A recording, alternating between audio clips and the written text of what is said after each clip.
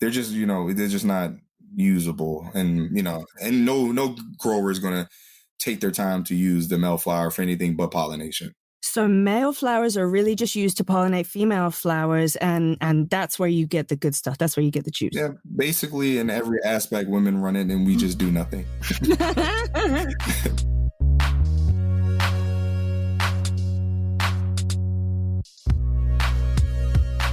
So I kind of understand now why there are such different strains on the East Coast versus the West Coast. What varieties do you think we should be trying on the East Coast right now? I think we should find the people who are out here in the mountains. Like that's what I did when I wanted to get me a East Coast strand. I found a guy, we talked, I looked at his logs, and I bought one from him. He gave me one, we connected, we did some stabilization. So I think we should create our own. The West Coast is just so old. People have been breaking the law forever and we're going to grow. Humboldt County they're going to grow. They do their things, and they do a lot of their stuff outside. So you'll have people who have been growing they're the third generation of their families, and they've actually spent their time, and they only, they focus on one strand. Like you'll have the Humboldt County Sour Diesel that they focus on, and that one family, that's all they do. They focus on one or two. We have cookies that came out of there. They focus for, Burner and his team focus on his beginning of getting the cookies, the Girl Scout cookies. And that's what they focus on. And then they reached out to the Forbidden Fruits and the Skittles. And now the Runts is their next thing out of the camp of that family of growers is the one that is taking over. Even coming over the East Coast, everybody wants Runts. Wow. I had no idea. How is it that we can now start to get West Coast strains on the East Coast? Is that legal yet? Or is it just sort of, we've got to wait until the legalization? We can talk about the underground market.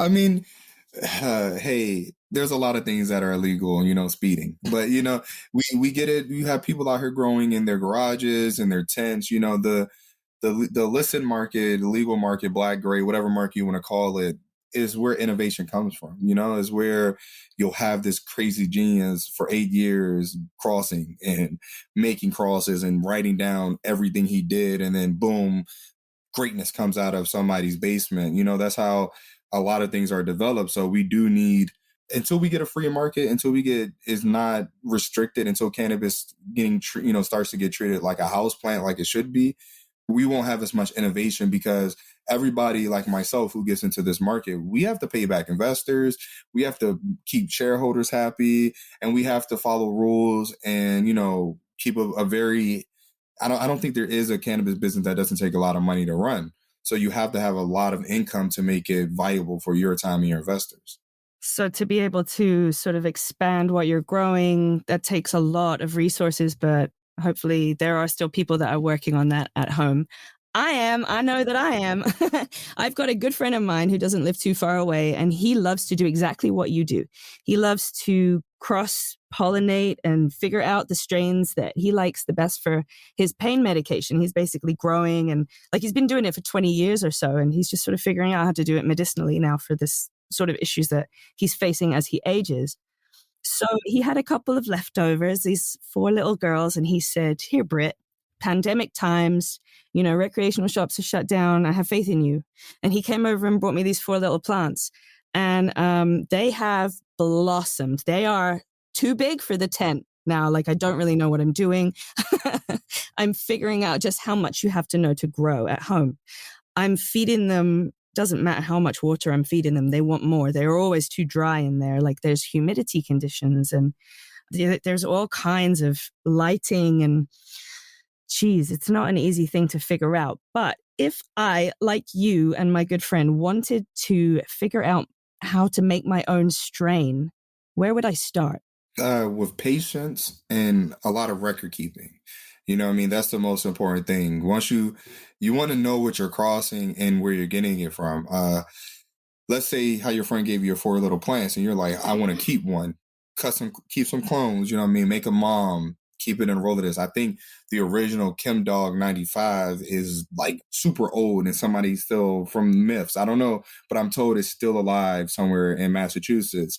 No That, way. yeah, so you can get that, but is you're talking about maybe $1,000 to $3,000 a cut from this very old mom, for you to do that. But if you want to do breed and make your own strand, have patience, don't rush anything. You have to, I guess you have to have the willingness to either do 12 at a time out of 100 and keep it going. And it's going to take you longer to do it legally.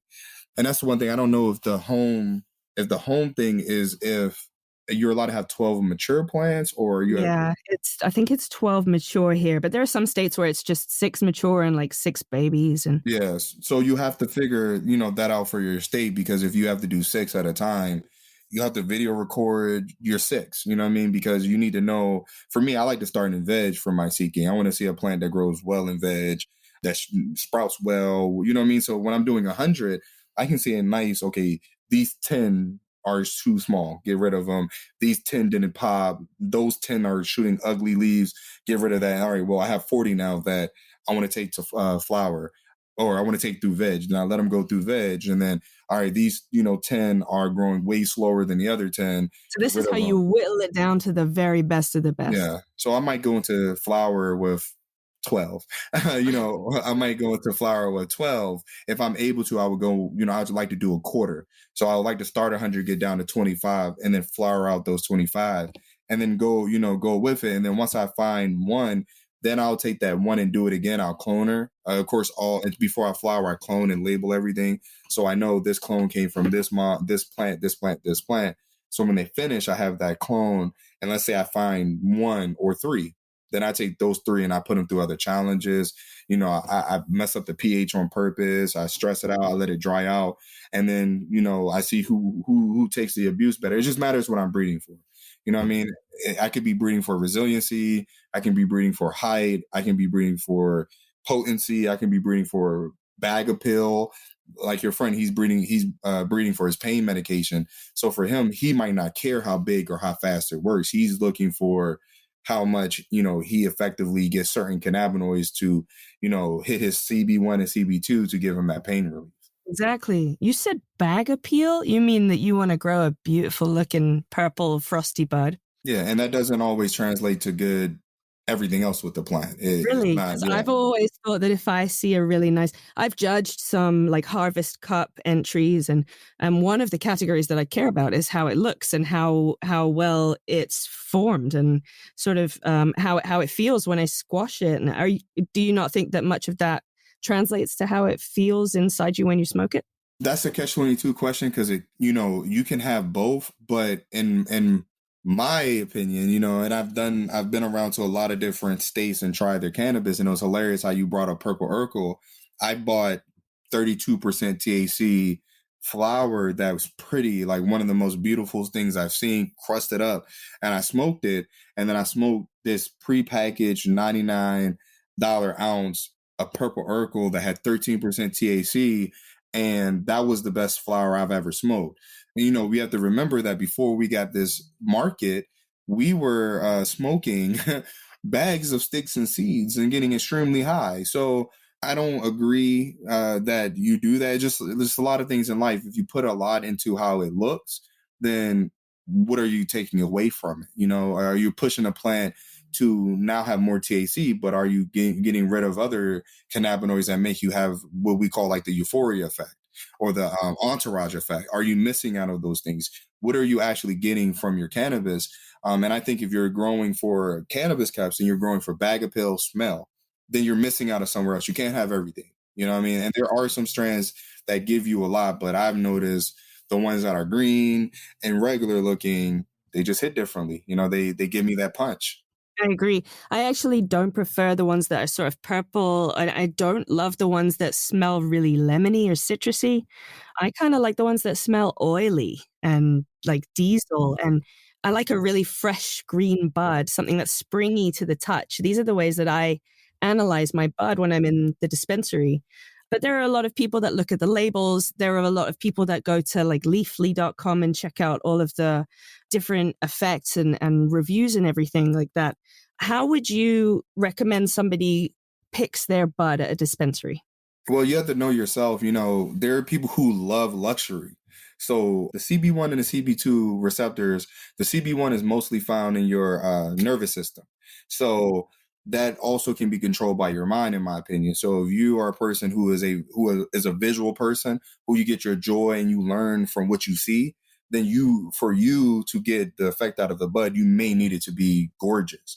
If you're a person who learns through your audio and you learn through taking things in, then you might not be a bag of pill person. But the reason why the green is better, and I've been trying myself to force myself to learn these terms, but I don't. There's something that happens in a plant, and a lot of plants, when you take away the chlorophyll production, and you can do that by lowering the temperatures. And some plants naturally do it through their phenol profile, but most plants don't, and they're forced to do it. Like I can drop the temperatures in my building and turn almost everything purple. But what that does is it robs, and we all know this from science class, the thing that makes the plant grow is chlorophyll, the production from the sun and all that fun stuff. So when you now make the plant use, and it starts with an A, it uses that molecule to take in sun and make things, turn the CO2 and do all of that instead of using chlorophyll. Now you're using a secondary method, which is not going to be as strong. So you're not going to get a stronger bud from a purple plant unless it's in its phenol than a plant that is naturally bright green, because that is what cannabis come from. I think we've bred in that purple from different strands, and those strands are weaker. My weaker THC are the prettier ones. I have a jelly brush strand that is purple and gold looking, but that one usually hits around 17 to 20%. I have one that is bright green that is at 27. So, but once again, we're having an argument about, is THC really that important to how high you get? Yeah, I actually prefer something that's in the mid-teens. I think that anything that's much higher than that kind of sets off my paranoia, and I feel uncomfortable in my body a lot of the time. I used to live out in California. I went to college out there, so, I was smoking most days. That really good Bay Area weed. Before that, I was living down in San Diego, and it was very different down there. But across most of California, I could tell you like the average THC was 20 to 30% in most dispensaries. Over here in Massachusetts, it's more like you can get something from 13 to 25%. It's just a little bit lower. And I agree with you. I actually don't think that higher THC means a better bud. I don't think that more purple means a better bud.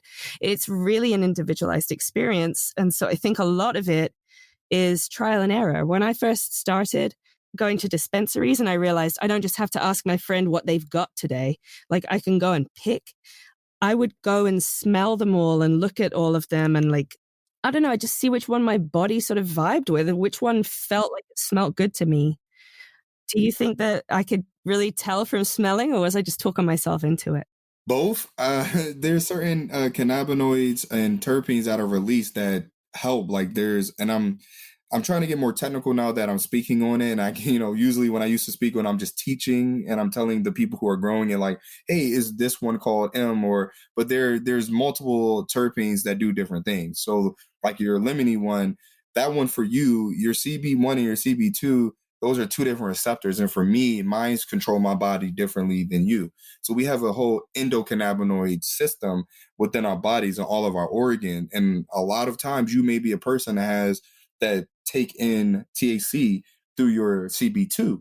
You know what I mean? So like I have a friend here, and we would smoke literally the same exact bud. And for him, it's sleepy effect. And for me, I'm euphoric and I'm up, and I'm a thinker. So for somebody who uses more than likely his nervous system way more than other people, give me something that stimulates my mind, then boom, I'm going to feel it more. Whereas there's people out there who might use their bodies more, their CB2 receptors, they go off more when they take in THC. So for them, they're smoking something that does affect their body, would hit them harder in a different way. So it's just about learning the plant. I really don't want to get on podcasts right now, and because I've done a couple of them and just spew what have said as being this direct science and this is what it is, when I feel like this is supposed to be the time for cannabis to be explored and for nobody to be right. and for a bunch of us to throw a bunch of theories on the table and studies on the table, and we get some of the old people who've been growing for 40 years to throw how they think all of that is crap and make us work harder. That's what I think should be happening. You know, we should have like the doctor you guys interview, he should have his approach. I should have mine's. The 40-year-old, you know, grower, Rasta guy, hippie guy who's been growing in his backyard and don't want to hear none of these crazy names. He has